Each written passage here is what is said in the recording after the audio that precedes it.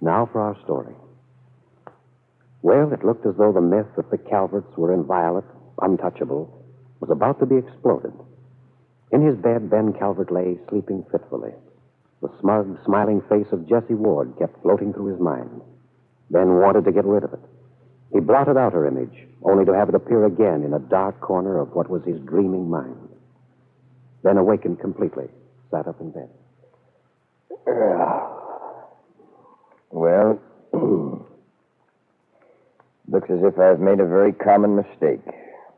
The one of misjudging a woman. I wonder if she'd really have the nerve to go through with her threat.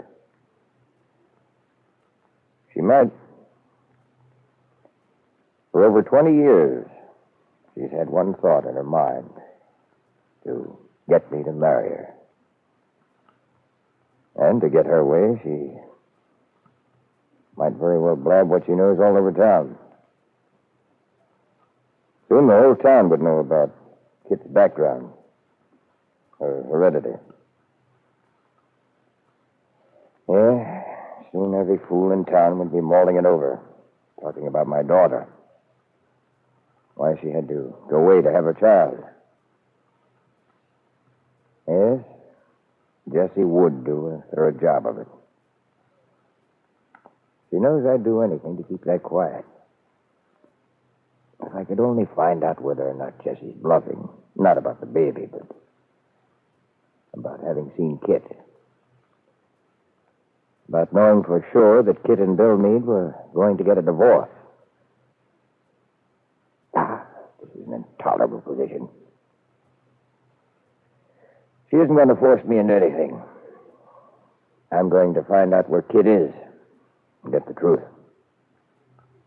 Ben Calvert was comforted by his thoughts. He sat there in his big bed watching the coming of the day. He was confident again. He could feel his mind working in that smooth, careful, precise way that meant he was on the right track.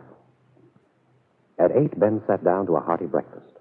Afterwards, lighting a cigar, he put on his hat, left the house, strolled leisurely down towards the town square, entered the office of Dr. Lewis.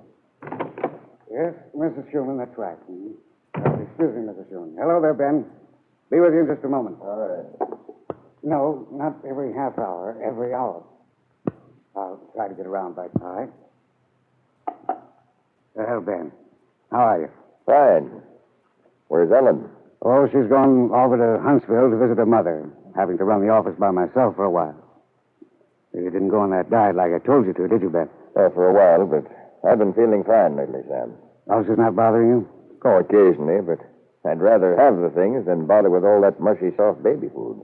Well, there's one way I think you could get rid of those ulcers, Ben.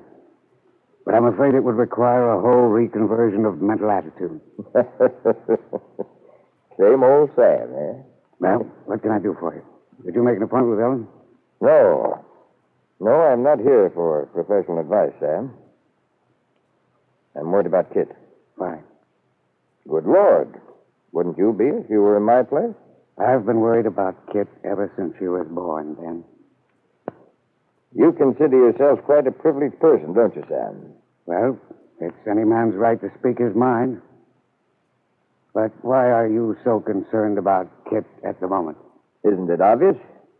He's out in California. He's going to have a baby. How do you know that? Well, I'm her father, Sam. Did Kit tell you she was expecting a child? Well, no, but I found out. How? That's immaterial. Of course, I can understand why Kit didn't want me to know. You know, she's a very brave girl, Sam. It's just like her to face this thing as she has. Go off quietly, not wanting to upset anyone. I hardly think that's why Kit went off so quietly. Kit explained to me that the only person who knew about the baby was Bill. She didn't want you to know, Ben, but it wasn't to protect you. It was because Kit was a hurt and humiliated young woman. For crying out loud, Ben, why didn't you tell that boy and girl in time? Sam, I didn't come here for any criticism as to how I manage my affairs. Just why did you come? To talk about my daughter. Mm-hmm. She's my patient, and I can't discuss it then. All I want to know is if she's going to be all right. I can't answer that question. All I can say is that Kit's a healthy young woman. But what about the baby? What do you think? I mean... No profit, Ben. Sam, you're perfectly cognizant of all the facts surrounding the Bowman family. You've been their doctor, and your father was their doctor before you. Yes, and I was also Kathleen's doctor, Ben. Your wife. What does that have to do with what we're talking about? It has a great deal to do with any discussion I have with you, Ben.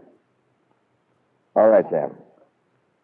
Will you tell me this and try to remember that it's Kit I'm concerned about? I'll try. About the child. What chance does it have? I don't know. Now, look, Sam, don't try to fool me.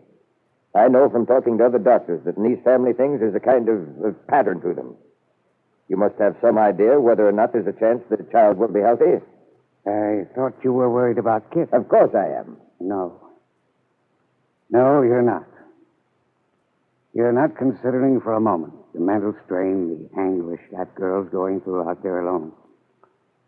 You're not worried about the kind of a grandchild. Rather, you are worried about the kind of a grandchild you'll be able to present to the town. That's what you're Now, worried look here, Sam. You're taking a mighty high-handed attitude. You were Kit's doctor, and I'm her father. I simply want to know her address. Yes, Ben. Yes, I understand.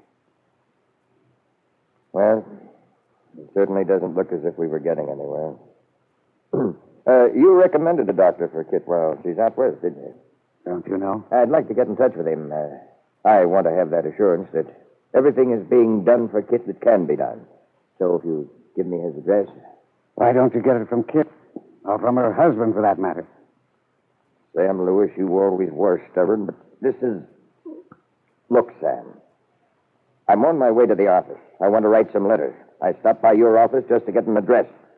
You're so obstinate, stubborn. Uh-huh. Well, Ben, not that I'm stubborn. To me, it's a question of ethics. I can't discuss one of my patients with anyone, not even her father.